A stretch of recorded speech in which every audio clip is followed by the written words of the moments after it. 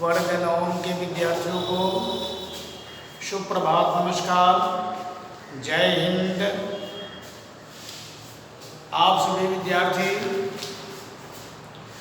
संस्कृत पाठ पंचमः के सुक्ति मौक्तिकम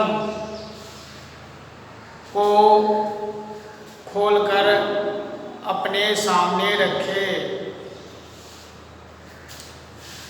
हम लोगों ने चतुर्थ पाठ का अध्ययन समाप्त कर लिया है। आज हम लोग नए पाठ के रूप में सुक्ति मौक्तिकम का अध्ययन करने जा रहे हैं। सबसे पहले सुक्ति मौक्तिकम, जो कि पाठ का शीर्षक है, नाम है, उसका अर्थ समझेंगे कि सुक्ति मौक्तिकम शीर्षक का अर्थ क्या होता है।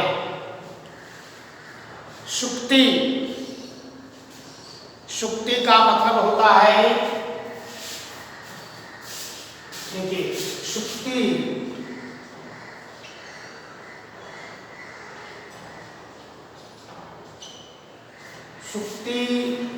का मतलब क्या होता है? तो सुक्ति का मतलब होता है शुभ उक्ति, शुभ उक्ति अर्थात अच्छा कथन।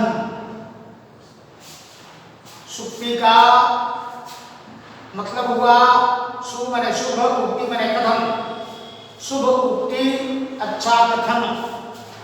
मौक्तिकम,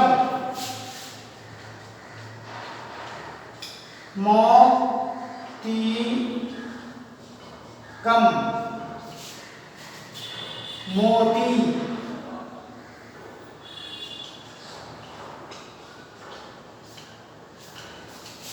अर्थात मोती रूपी ऐसा शुभ कथन जिसको हम धारण करने से अपने जीवन को धन्य बना सकते हैं।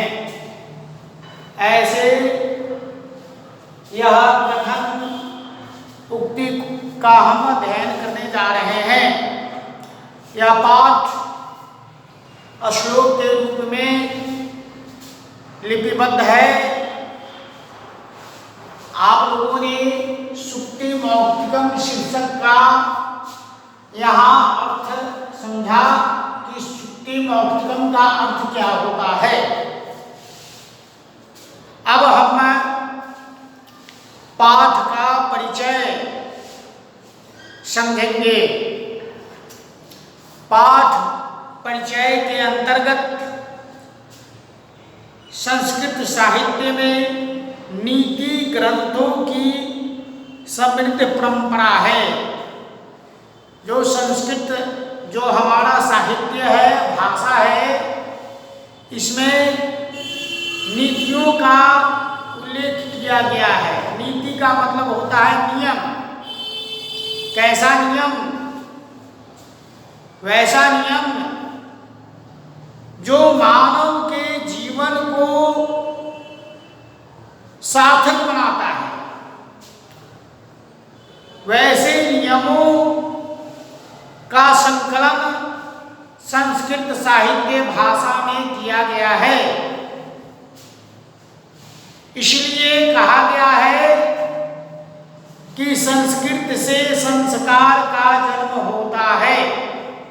संस्कृत वह भाषा है जो हमारे मानव जीवन को सुसंस्कृत अर्थात उत्तम आचरण में ढालता है। इनमें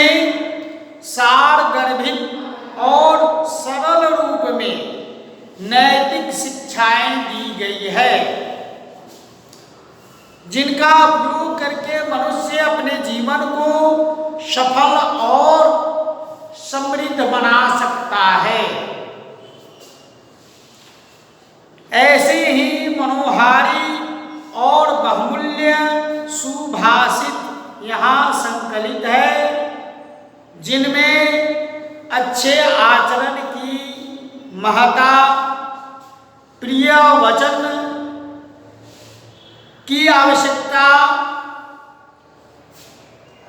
परोपकारी मानव का स्वभाव, गुण अर्जन की प्रेरणा, मित्रता का स्वरूप और उत्तम पुरुष के संपर्क से होने वाली शोभा की प्रशंसा और सत्संगति के महत्व को बताया गया है। तो संक्षिप्त रूप में यह हम समझेंगे कि मानव जीवन में नीतियों का महत्वपूर्ण स्थान है। नीतियों को धारण करके हम अपने मानव जीवन को सार्थक और धन्य बना सकते हैं। इन नीतियों को धारण किए बिना हम अपने जीवन को सार्थक नहीं बना सकते। अर्थात जो मानव नीतियों को धारण नहीं करता है उसका जीवन व्यर्थ है। ये पहला श्लोक जो है आपको श्लोक संख्या 1 लिखा हुआ है कि विरतं यत्नेन संरक्षेत वित्तमेति च याति च वित्तमेति च याति च अक्षिणो वित्ततः क्षीणो वित्ततस्तु हतो हतः। यह श्लोक जो है मनुस्मृति नामक ग्रंथ से संकलित है। पुनः इस श्लोक का हम उच्चारण देखेंगे। वित्तं यत्नेन संरक्षेत वित्तमेति च याति च अक्षिणो वित्ततः क्षीणो वित्ततस्तु हतो हतः। देखिए वित्तं माने होता है आचरण, चरित्र, कैरेक्टर। संरक्षित माने रक्षा करनी चाहिए। वित्तं माने धन, एति माने आता है, याति माने जाता है, अक्षिणः माने नष्ट न हुआ, संपन्न। अर्थात इसका हिंदी रूपांतरण भावार्थ इस रूप में होगा कि आचरण की यत्न पूर्वक रक्षा करनी चाहिए। मनुष्य के जीवन में आचरण का महत्वपूर्ण स्थान है, क्योंकि धन तो आता जाता रहता है। आज मेरे पास है तो कल उसके पास होगा, परसों उसके पास होगा।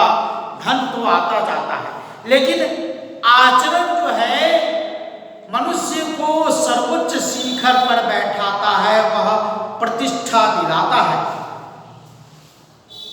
धन से हीन व्यक्ति तो संपन्न हो जाता है, किंतु आचरण से हीन व्यक्ति पूर्णतः नष्ट हो जाता है। जो आचरणहीन है वह प्रतिष्ठा का पात्र नहीं हो सकता है, चाहे वो कितना भी धनी हो, चाहे वो व्यक्ति कितना भी धनी हो, लेकिन आचरण से हीन है, वह प्रतिष्ठा प्राप्त कभी नहीं कर पाता है। इसलिए मनुष्य को अपने आचरण की रक्षा करनी चाहिए। श्लोक संख्या 2, यह श्लोक विदुर नीति से संकलित है। देखेंगे श्लोक संख्या 2 में लिखा हुआ है श्रूयतां धर्म सर्वस्वं श्रुत्वा चैवा वधार्यताम् आत्मनः प्रतिकूलानि परेषां न समाचरेत्। पुनः इस श्लोक का उच्चारण हम देखेंगे, पढ़ेंगे। श्रूयतां धर्म सर्वस्वं श्रुत्वा चैवा वधार्यताम् आत्मनः प्रतिकूलानि परेषां न समाचरेत्। देखेंगे शब्दार्थ। सूर्यता मने सुनो, धर्म सर्वस्वम मने धर्म का सार, और वधार्यताम ग्रहण करो, पालन करो। प्रतिकूलानि मने विपरीत होता, उल्टा, जो अनुकूल ना हो। परेशान मने दूसरों के प्रति, समाचरित मने आचरण नहीं करना चाहिए। अब हिंदी रूपांतरण देखेंगे, हिंदी भावार्थ। हिंदी भावार्थ में धर्म का तत्व सुनो, धर्म का मूल विषय वस्तु क्या है उसको सुनो, उसका पालन करो और सुनकर उसे ग्रहण करो। अपने से प्रतिकूल व्यवहार का आचरण दूसरों के प्रति कभी नहीं करना चाहिए, है ना। अपने से प्रतिकूल व्यवहार का आचरण दूसरों के प्रति कभी नहीं करना चाहिए। यह विदुर नीति का श्लोक है, कथन है। चलिए श्लोक संख्या 3 जो बहुत बड़े विद्वान महर्षि चाणक्य ने लिखा है। प्रिय वाक्य प्रदानेन सर्वे तुष्यन्ति जन्तवः तस्मात् तदेव वक्तव्यं वचने का दारिद्रता। देखेंगे प्रिय वचन के महत्व को महर्षि चाणक्य ने यहाँ प्रतिपादित किया है कि प्रिय वचन का क्या महत्व होता है।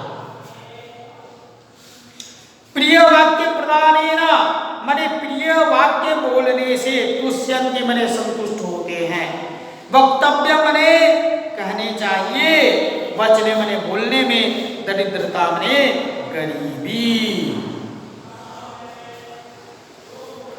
देखेंगे प्रिय वचन मानव को बोलना चाहिए। प्रिय वचन से सभी प्राणी संतुष्ट होते हैं। प्रिय वचन को सुनने से मानव ही नहीं, बच्चे, पशु पक्षी भी प्रसन्न हो जाते हैं। इसलिए प्रिय वचन बोलने में कैसी दरिद्रता, कैसी कमी। मानव को प्रिय वचन बोलने से कभी भी परहेज नहीं करना चाहिए। प्रिय वचन उसके मुख का बहुत बड़ा श्रृंगार है। इसलिए प्रिय वचन के महत्व को धारण करते हुए इसका प्रयोग करना चाहिए। आज हम लोगों ने श्लोक संख्या 3 तक का अध्ययन किया। आप सभी विद्यार्थी इस श्लोक का जो भी शब्दार्थ है उसे स्मरण कर लेंगे, भावार्थ स्मरण कर लेंगे और शुद्ध शुद्ध उच्चारण करने का पूर्णतः अभ्यास करेंगे। आज का यह आप लोगों के लिए गृह कार्य हुआ। धन्यवाद।